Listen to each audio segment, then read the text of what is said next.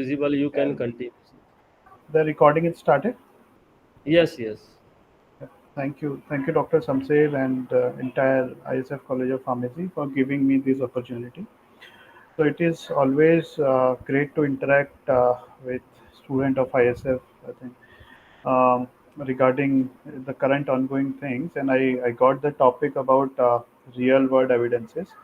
So it is a new budge in industry, specifically in medical affairs department or research area. So this is nothing. Just if you break the words, if there is real word, means the evidence is directly coming from real world scenario, and these evidences have a lot to give. So I think in this brief talk, I'll just give you brief about the what are the real world evidences, what is the importance of those real world evidences, and how we can generate those real world evidences, and what will be the potential role of yours as a pharmacology enthusiast in real world evidence creation, generation, communication. So I am Devesh. I previously associated with ISFCP and currently I'm with Dr. Reddys. So just a disclaimer, the view and opinion expressed in this slide are totally mine. This is nothing related to my current organization, previous organization, or any other organization. All the slides been taken from various sources and reference cited properly. So if you see this title real world evidences and add it to PubMed search, you will find, since last 5-10 years, hell lot of uh, hell lot of evidences or papers are published with this line real world evidences. So you can see, a lot of real world evidences are being published and are there in PubMed. So what is real world evidences? So I think to understand real world evidences, we need to break it down into two terms. One is real world data and another one is real world evidences.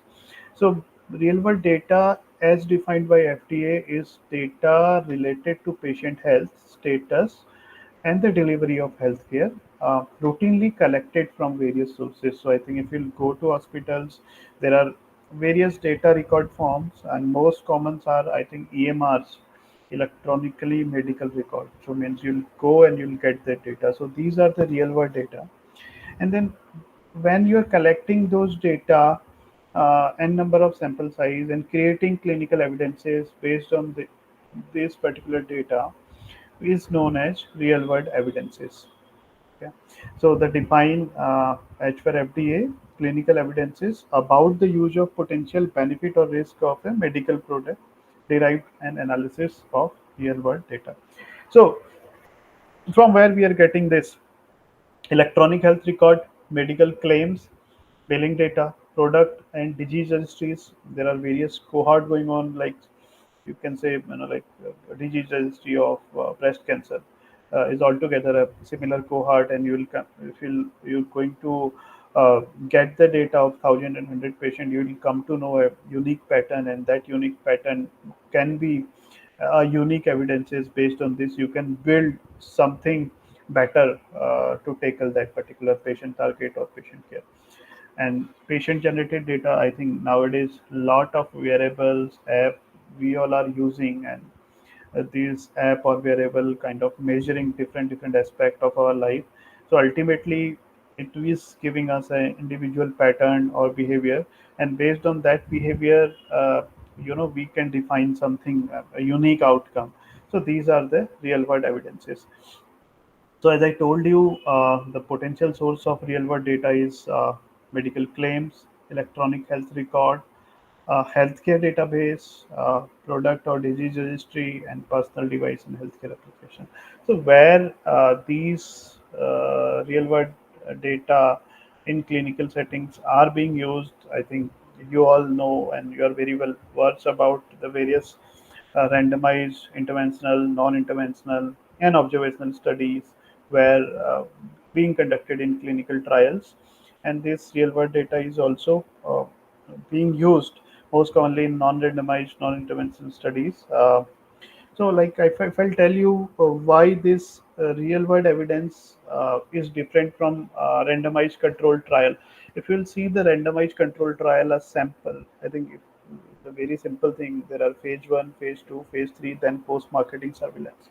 So, if we'll come to know about phase one, phase two, phase three, I think there are unique set of patient having, stringent or complex inclusion and exclusion criteria. Being drug is being tested, so the drug exposure is limited, the long term impact of drug is not known. So when the drug is going to a larger population, a larger cohort, the patient characteristics will be totally different.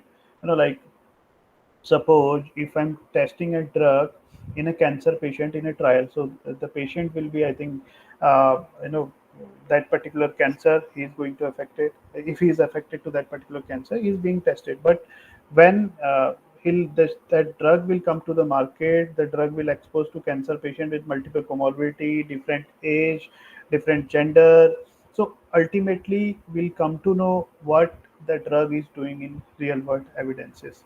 So the these randomized controlled trials are entirely different set, and the real world evidences are giving us exponentially different data in a larger population. So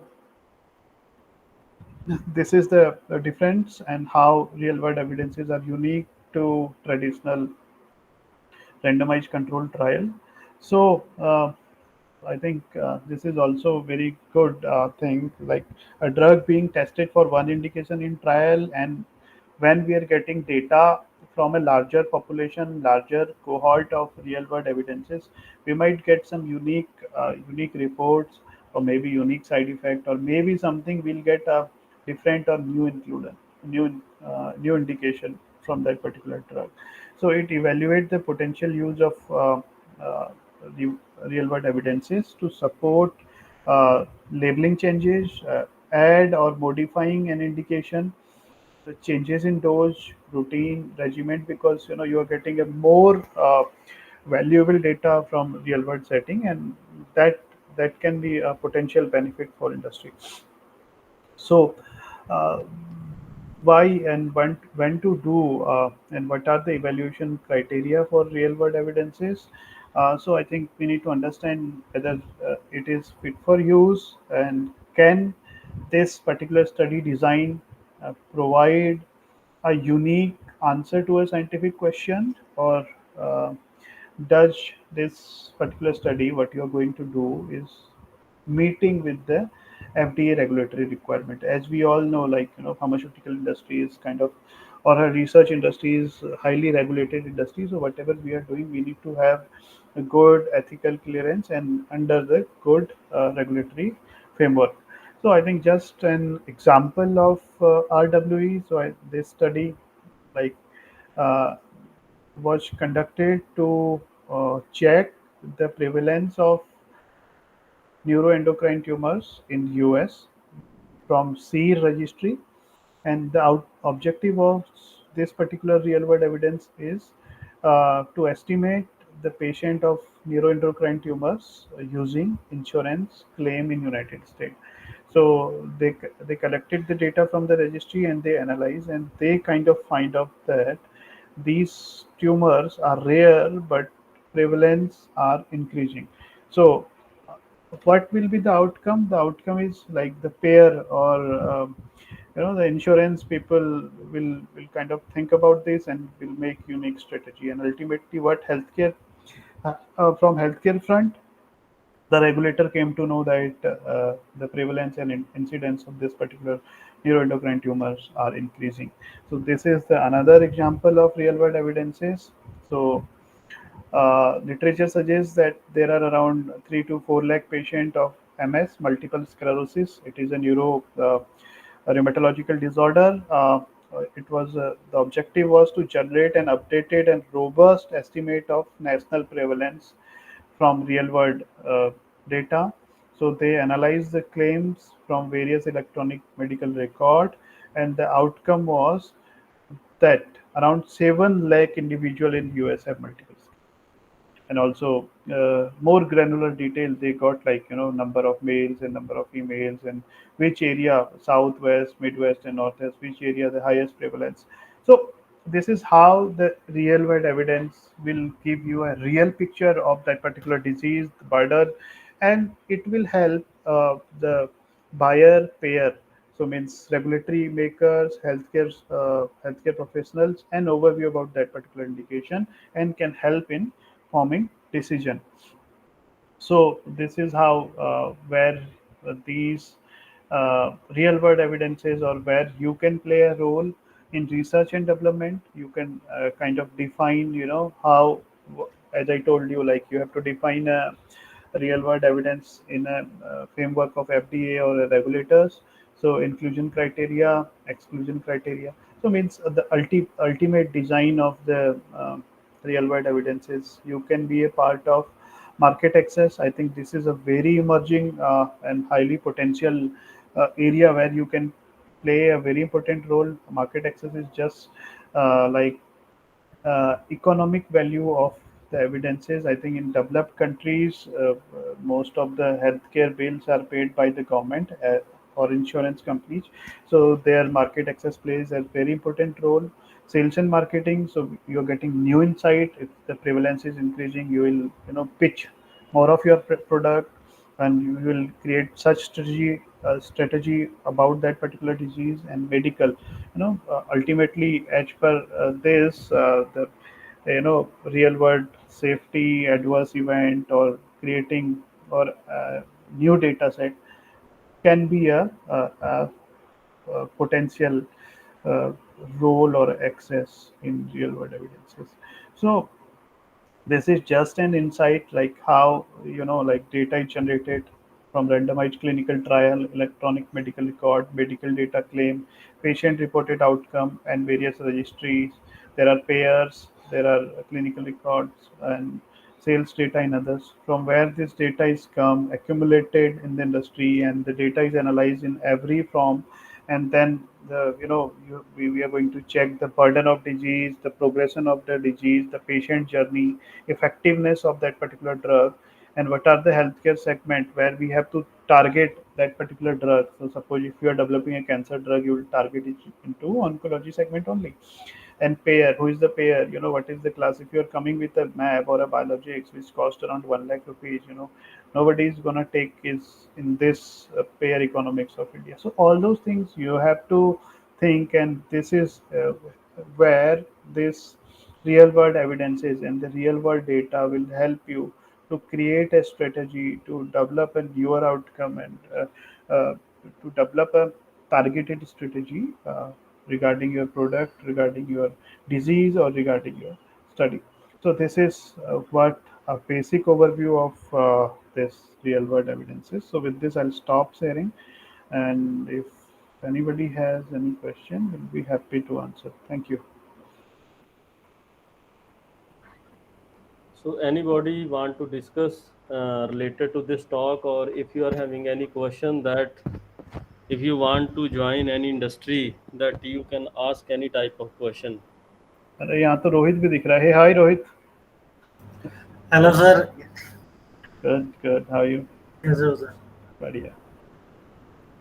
I think so, Rohit, why you are student, eh? Yeah, yeah. Yes, sir. Sir ने ही मुझे guide किया था family में project में. Okay, okay, very good. So any question? Rohit, if you have any question. नहीं sir, सब कुछ So सब कुछ I will ask just a general question, that how any student after MS pharmacology or M pharmacology can join industry as a medical writer, or as a medical representative, or as a medical advisor. So is there any experience which is required to the student, or either if they join, they must go on under some training program? हाँ, I think industry की sir हम बात करते हैं ना. So what is the challenge in the industry want you know because if they are hiring you, they are paying you, and they don't want you then to go to a learning curve where they are going to spend 3 or 6 months into you, and तब तक आप कुछ ना करें. और so industry want such a capable talent. So वो आपको next higher करते ही आप इसको आरओआई देना चालू कर दें, तो the learning pathway, if you want to join, I think mostly farm people, they can join medical writing, and medical writing is quite a booming space. If you'll see that evidences are coming, and there are various evidences nowadays. People, they started coming into specific segment of medical writing where they're writing meta-analysis, systemic reviews, and all. So be capable enough, do some publication in your PG and graduation time, so and good impact factor. So whenever you are going to industry for like interview and all, so more than your CV and your papers or your published literature is talking about you, so they'll come to know, हाँ यार इसका बढ़िया impact factor है, his publish, his writing is good. And also I think that freelance medical writing is also gaining in India, because if you check some website, international website, they are paying a good amount to the researcher.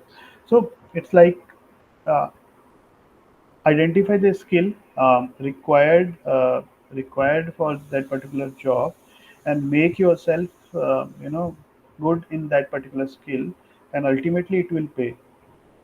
So this is about medical writing. And then medical affairs. Yeah, medical affairs, there are various different things where the same thing, you need to communicate value, you need to communicate science. So again, you need to be good in that particular therapeutic area, you need to good in communication. That will work. And then again, sales is also very rewarding career, like a good growth from medical representative to a commercial head, a business head. So again, like you need to prove yourself in those capability. So the very simple thing, skill, and then improve your skill, work on your weakness, and ultimately you'll land to your dream job if you'll work on those particular things. Well, so first it is very important to identify where you want to go. अभी बहुत से लोग, they used to call, sir कहीं भी घुसवा दो, vigilance में घुसवा दो, writing में घुसवा, they are not clear at least for their self. So once you are clear, so you want to go to writing, you're very good in grammar, you have already published some paper in some good journal, and so ultimately, like anybody will call you, like come and join us.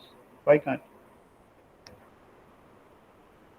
Okay, I think your response and answer is clear to everyone. If you have any question, so just in this lecture, I have seen that the discussion that you discuss on the real world data or the evidences, it was a very good topic, because most of the students, they didn't know that how the evidences are generated on the basis of data, and they are targeting various type of the disease which are very complicated, so that we minimize the ADRs and the possible complications which are related to the drugs.